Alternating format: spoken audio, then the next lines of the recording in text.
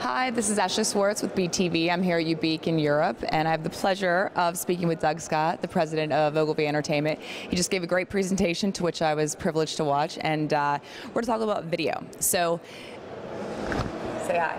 Hi, Ashley. How are you? I'm good. So, Doug, you mentioned that you think that appointment viewing is dead, correct? That is correct. I do think that appointment viewing is a thing of the past outside of live news, sports, or special entertainment such as the Oscars, Grammys, Golden Globes. I really think that we're going to shift to a more on-demand environment across all the different media platforms. So what impact has Twitter and Facebook had on television? Because one of the stats I've heard that 40% of Twitter traffic during prime time is about TV. Do you think that that has helped the relevance of appointment viewing, or do you think it's actually going to, at the end of the day, destroy it? What's the impact of social on prime time in particular? I think that there's really two sides to that. I think one, social has made primetime viewing more, I guess you could say, co-viewing, where friends are talking about the show in real time. But in the same side of it, what it's done is it's created sort of spoiler alerts. So more and more people are not tuning into their social channels because they don't want to know what's going to happen in a show. So it's a kind of a double-edged sword. That said, I think what Facebook, Twitter, GetGlue, and sort of other social TV apps are doing right now is creating a whole new opportunity for creatives and production companies in terms of extending the content into new channels. So if you think that, if we talk about prime time and appointment viewing sort of seeing its dusk, do you also think that the 30-second spot is dying as well? I wouldn't say the 30-second spot is dying. I think that the use of 30 seconds or 60 seconds is shifting significantly. So you see more advertisers creating ads that in essence drive to web well beyond, or drive to Facebook well beyond just putting a URL on the back end of something, which was a very 90s Web 1.0 approach to getting people to know that you have a web destination. And I do think that advertisers are going to use time much differently moving forward. So one of the challenges of video, or sort of the proposition of brand as publishers, is that producing video at scale and in volume is quite expensive, and I know this is sort of one of the core competencies of Ogilvy Entertainment. How are you working with brands and helping them really adopt video as a means to reach their consumer in a meaningful and relevant way with consistency and regularity?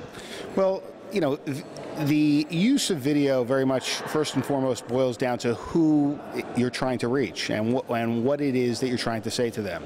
I think that we've all become obsessed with this idea of viral videos, and on a B2B channel basis, a viral video may only be 100,000 views because the addressable audience for that brand is 100,000 engineers or scientists or others. So, you know, for us, it starts with the strategy. It really is about understanding who the brand is trying to reach, what they're trying to get the audience to do based on that video, and then develop bespoke content on behalf of that brand. And even more so, from a production quality standpoint, what we're not doing is compromising that quality for cost or, for that matter, volume.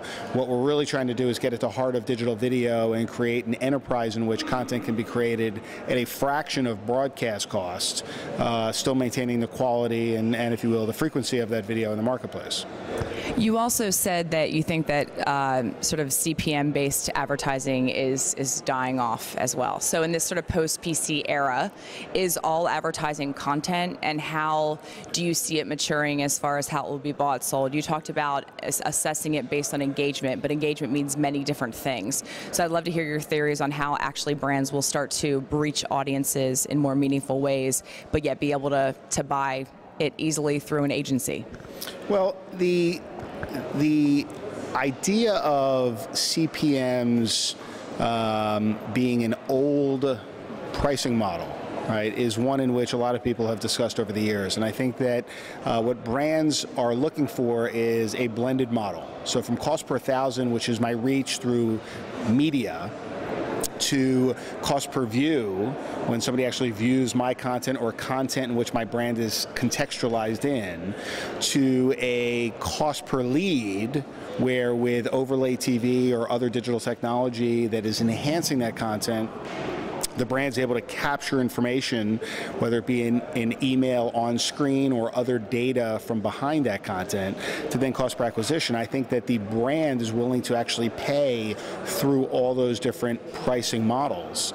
And when you start to take digital technology, overlay it on video, and video which really provides cultural context to the brand, it provides the consumer with a much higher level of utility or engagement and value, and that really harkens back to the early days of the P&G soap opera or Gillette Fight Night or Colgate Comedy Hour, because in essence what the consumer was getting was 52 minutes of entertainment.